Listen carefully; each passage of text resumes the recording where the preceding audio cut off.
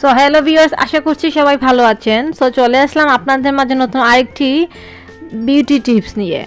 So আমি আজকে আপনাদের সাথে শেয়ার করব চুলে খুশকি হওয়ার 8টি কারণ। সো যে 8টি কারণে আমাদের চুলে খুশকি হয়, আমরা মেয়েরা সবসময় আমাদের ত্বকের ক্ষেত্রে, চুলের ক্ষেত্রে আমরা সবসময় খুবই কেয়ারফুল থাকি যে আমাদের ত্বক, আমাদের চুল সবসময় যাতে সুন্দর থাকে। সো এইটা সব মেয়েরাই চায়। সো এইটাই আমি আজকে তোমাদের সাথে শেয়ার করব চুলে খুশকি হওয়ার কারণগুলো। সো চলো তাহলে ভিডিওটি শুরু করা যাক। আমাদের চুলে খুশকি হওয়ার প্রথম কারণ হচ্ছে শুষ্ক ত্বক।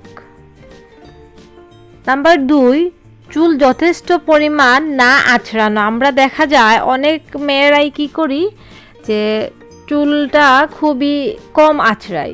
দেখা গেছে একদিন 2 দিন চলে যায়, অনেকেই চুল আঁচড়ায় না, মনে করে যে না থাক আঁচড়াবো, বাট এটা একদমই করা উচিত না। চুল অবশ্যই আঁচড়াতে হবে প্রত্যেক দিন। সো নাম্বার 3 হচ্ছে মাথায় অতিরিক্ত তেল ব্যবহার করা। অনেকেই আছে যে চুলে খুব বেশি তেল ব্যবহার করে, বাট এটা একদমই না। হ্যাঁ, তেল চুলে অবশ্যই ব্যবহার করবেন, কিন্তু তেলটা হচ্ছে যখন চুলে দিবেন, দেওয়ার হচ্ছে 1 থেকে 2 ঘন্টা রেখে তারপর হচ্ছে চুলটা শ্যাম্পু করে ফেলবেন। সো সেক্ষেত্রে আপনি তেল ইউজ করতে পারেন। আমরা কারণ হচ্ছে আমরা মেয়েরা সবসময় চাই যে আমাদের চুলটা যেন ভালো থাকে, সিল্কি থাকে, দেখতে যেতে স্মুথ থাকে, মানে এইটা সব মেয়েরাই চায়।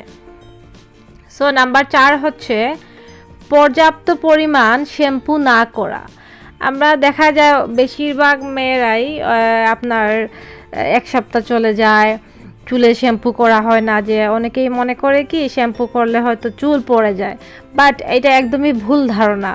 আপনাকে অবশ্যই সপ্তাহে অ্যাটলিস্ট 2 দিন তো শ্যাম্পু করতে হবে। সপ্তাহে 2 থেকে 3 দিন আপনাকে শ্যাম্পু করতে হবে আপনার চুল, যদি আপনি স্মুথ সিল্কি ভালো রাখতে চান। সো নাম্বার 5, সঠিক খাদ্যদ্রব্য। আপনাকে অবশ্যই খাবারের মধ্যে পুষ্টিকর জাতীয় খাবার রাখতে হবে। আমাদের চুলটাকে যদি আমরা গ্রোথ বাড়াতে চাই, চুলটাকে হেলদি রাখতে চাই, অবশ্যই আমাদের খাবারের তালিকাটাও হতে হবে হেলদি। সো নাম্বার 6 হচ্ছে অতিরিক্ত মানসিক চাপ। আমরা অনেকেই দেখা যায় খুব বেশি টেনশনে থাকি সব সময়, সবার লাইফেই তো সমস্যা থাকে। সো এভরিথিং সব কিছু মিলিয়ে সবসময় আমরা অনেক চিন্তা করি। সো আসলে এই মানসিক চাপটা কমিয়ে দিতে হবে। আপনার নিজেকে ভালো রাখতে হলে মানসিক চাপটা আপনাকে কমিয়ে দিতে হবে। তারপর হচ্ছে নাম্বার 7, ম্যালেরিয়া নামক ফাঙ্গাসের পরিমাণ বেড়ে যাওয়া। নাম্বার 8, পানির সমস্যার কারণে। আমাদের মধ্যে অনেক মেয়েরাই দেখা যায় যে আমরা পানি খুবই কম খাই।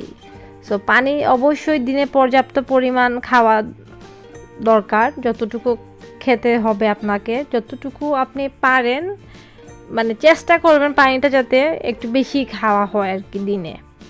সো অবশ্যই ট্রাই করবেন পানিটা যাতে খুব বেশি খাওয়া হয়, কারণ পানি কম খাওয়ার কারণেও কিন্তু আমাদের চুল পড়ে।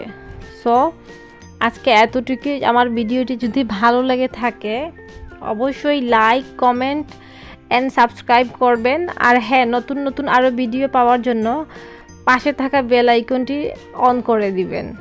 সো আজকে এতটুকুই। আল্লাহ হাফেজ। নেক্সট কোনো ভিডিওতে দেখা হবে।